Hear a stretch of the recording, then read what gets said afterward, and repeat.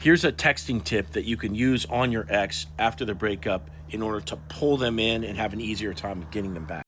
I'm Benny Lichten-Wallner. I'm a Get Your Ex Back coach. Been doing this the last couple of years, and I've got hundreds of proven success stories in just my first 2 years of doing this as a coach. Now, before that, I was a dating coach, and this is why I have some success. But as an online dating coach for men, I got really, really good at having text conversations online, right? And I've become aware of a lot of nuances that you can use to get your ex back.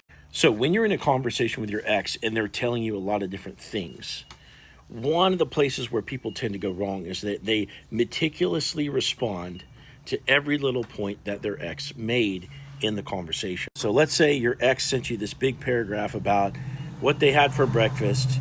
They saw grandma at lunch at the retirement home.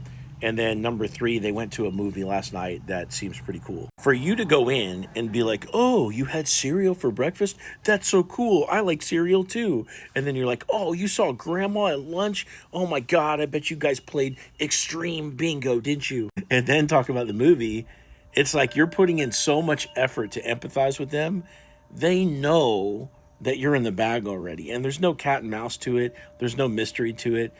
And if there's no challenge to the interaction, it's like playing a video game with all the cheat codes put in. It just becomes boring. So instead of meticulously responding to every little point that your ex made in the one bubble and you send them this huge bubble back, it's better to pick out one concept that they talked about out of the whole lot, okay? And you want to pick the highest energy evoking topic. So whatever excites you the most or whatever you can say the funniest thing off of.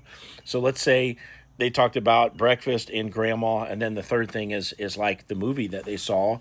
You might really like that movie, so you don't even comment on breakfast and grandma. You're just like, oh shit, you saw that movie? Oh my God, that scene where they do this and that. Oh my God, that was crazy. And notice how you spike the energy up, and it glosses over the fact that you actually ignored 2 of the things that they just said. Now, by no means does this mean that you can't go back to breakfast and grandma later. Like once you said the funny thing, you got the mood up. Now you got room to talk about more basic shit. So you'd be like, oh yeah, you ate at X, Y, and Z restaurant. Yeah, that's pretty cool. Yeah, I've been there a couple times. And once you talk normally for a minute, now you're going to say something else funny, right? And then you could go back to grandma and be like, oh, were you and grandma, were you guys talking about her good old days romantically, or like as if grandma's reminiscing about all the dudes she hooked up with. And you can say funny shit, right? So don't meticulously respond to every little point that your ex makes. Instead, pick the highest energy evoking topic out of the mix, use that, and then just know that you could circle back to the other things that they said later. But when you do everything at once, it's doing too much. Now, if you like this kind of insight and you want help getting your ex back, click in my profile, click the link, set up a call with me, or get my AI, or get into my hand-holding coaching program where I can help you every step of the way of getting your ex back.